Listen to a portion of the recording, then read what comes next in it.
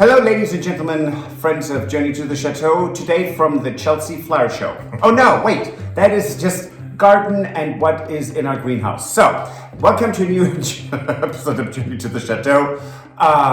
We hope you like this. It's about the progress in the gîte. It's great. Bonsoir à tous, bienvenue à Journey to the Château de Cologne. C'est l'épisode du travail dans la gîte. Und nun zu unseren deutschsprachigen Freunden.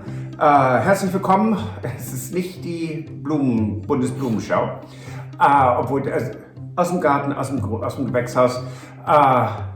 Herzlich willkommen und es geht ums Bauernhaus. Wir bauen es ein wenig und ich hoffe, euch gefällt die Episode. Right, so we are back to renovations that we're doing in our gîte, right? Again, you have it done. Yes. And if you remember, our gîte is a 2-bedroom gîte. Yep. And we had renovated it pretty soon after we got here. And it has a larger bedroom and a smaller bedroom. And if you remember from our previous episode, what we're doing now is we took down a wall and we are making it so it is 2 more equal size bedrooms. Well, 2 full bedrooms. Right, full-size beds in each one instead of a single. And so John took down the wall. Mm-hmm. Tony built the framework for the new wall. And so we finally got to continue that work. Mm-hmm.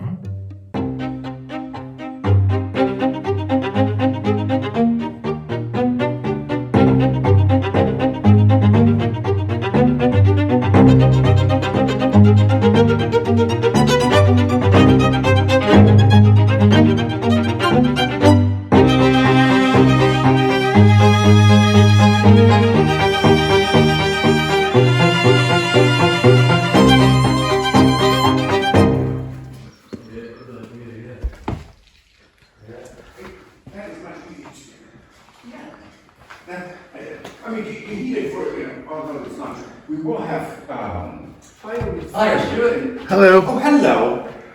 I'm just trying to figure out where everyone is. We're looking at the Picasso of drywalling. No, but the early Picasso, not the abstract one. Okay. Or the Renoir of Renoir. How about Renoir? Yeah, not Picasso, no.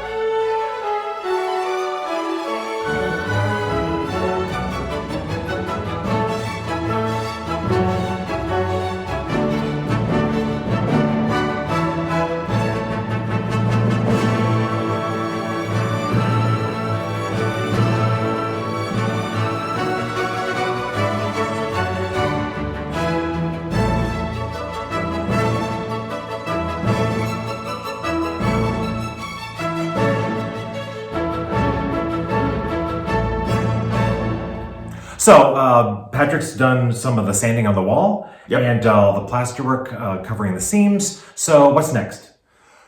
A final coat of plaster work. I've been plastering for 3 weeks now, pretty much every day. Plastering, waiting, sanding, because drying times in plaster have to be obeyed. So you have to wait, and it really depends on the temperature that you have, the ambient temperature, and the humidity. So one more coat, then it's a final sanding, and then it's priming. Right, and then we have to get it painted because we need to get the gite set back up, don't we?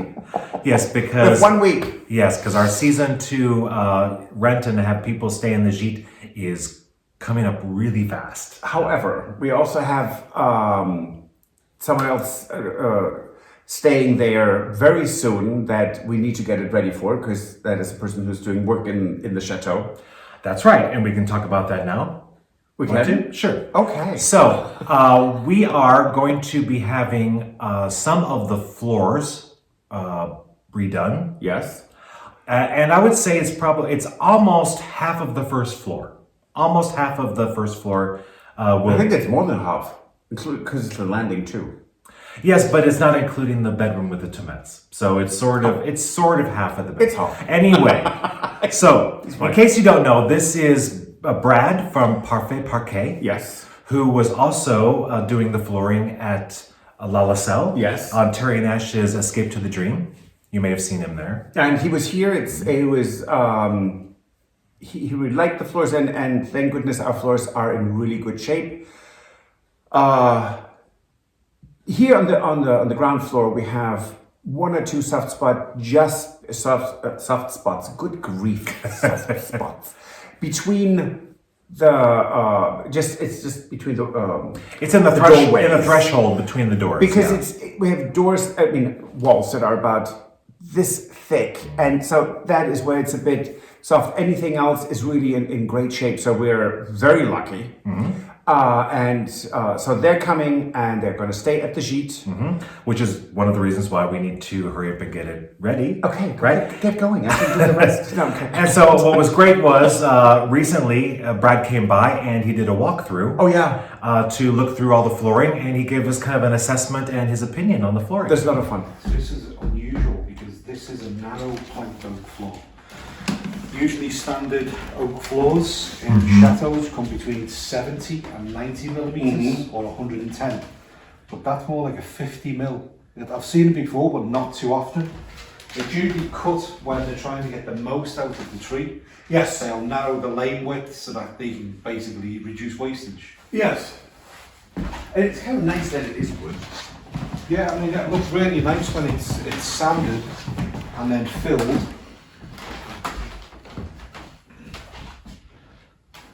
Couple of soft spots. One of the main reasons it's important for me to walk the floor is to see how much flex is in the floor for gap filling. Yes. It will work its way right back out. Yeah. Trust me, I've done that actually. So for some areas of the floor, like for the areas on the threshold, there, we'll use a different product. So for here, for example, we'll use our Cinderbois or Masticabois, which is a pate of bois with a compound hardener. Okay, yes. And that way, that structurally will stay in place. And is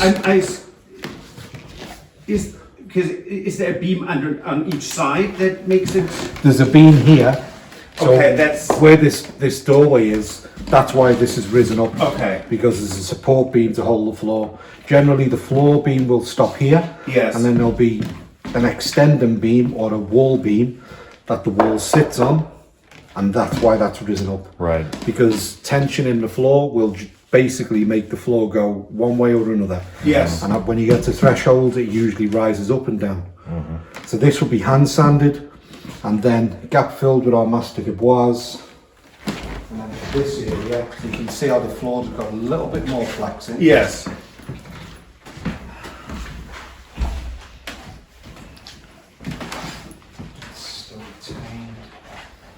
See, it's gaps like this where it's larger where we need to use the mastic, because if we use the pâte à bois, which is basically a liquid resin and wood and basically fine sawdust, Yes. it'll just go straight through the gap, because obviously there's a void under there. So what we do is we use a foam and then we put the mastic over the top so that we know it's secure. Right.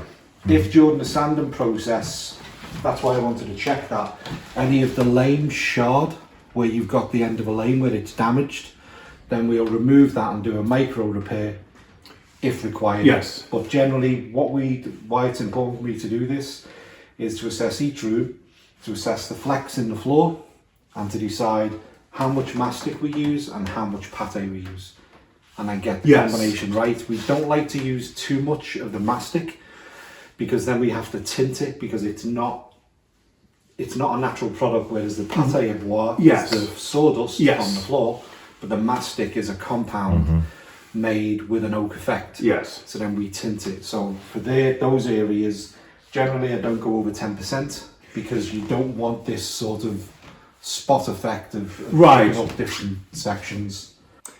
Now, Brad's going to be here in 1 week, I think. Not even. Next week, he will be here to start working on the floors. Right. And so, we promised that we're going to ask some questions. No, we're just going to answer them. We're not asking the questions. Right. Oh, good Lord. I've, been being up and down scaffolding and plastering all day makes your brain go numb. In any case. So, Right. So we had a question about traveling here with our dogs. yes, and that's a really good one. Right. They wanted to know if we did anything to prepare our dogs for the trip, and what we can do to sort of alleviate their anxiety. Right. So our dogs are crate trained, means they eat in their crates, because when you have multiples, it's kind of more than two, you need to know if they're actually eating. So our dogs eat in their crates. Right. And they've always been, all of our dogs have always been trained that our crates are their safe space. Yes. Right. They don't go there for punishment. Nope. It is always their safe space. And so, and never use tranquilizers on your dogs, because if there are turbulences on an airplane, if they have a tranquilizer, they might be just out and just flop around. But when they are fully awake, they can balance themselves out. And talk to the flight attendants. They just tell them, hey, I have a dog or two dogs in the cargo. Please check on them, and they will. I mean, we have never had a flight attendant who didn't say, I don't care. No, they were always absolutely phenomenal. They know that they're close to your heart, and they really make sure that they're taken care of. Right. Oh, yeah, there's another question. Oh, yes, it has to do with the heating, right? Do you want to answer that? There are quite a few comments saying, you guys look always cold. Don't you have heating? Yes, we do have heating. We're not heating rooms we're not in. We have way too many rooms to waste precious fossil fuels on, that we should heat them. But when we're in them, we dress for the season. So it's still winter, so we wear a sweater. And that's fine. Now we have plenty of rooms that are perfectly heated and very comfortable. Yes. The Grand Salon, when we're not here, it's not going to be heated. No. But yes, we do have heat, and it's very comfortable in many rooms in the chateau. That's right. And on that note, that's it for this episode. If you like, please give us a thumbs up. Subscribe, please. It helps us tremendously. We are going towards 30,000. Help us out. Subscribe. It doesn't cost you anything. I did say that already, didn't I? Oh, good Lord. And if you want to support the renovation of the chateau, you can join us on Patreon. Or buy us a coffee. And we will see you on Friday. And if you don't subscribe, I will say this all again. Au revoir. Bye. If you enjoyed this video, please use the like feature to let us know. Also, don't forget to subscribe to our Journey to the Chateau YouTube channel if you would like to see more. Once you've subscribed, you can tap the notification bell in order to ring it, which will allow you to receive all notifications from our channel. Thank you.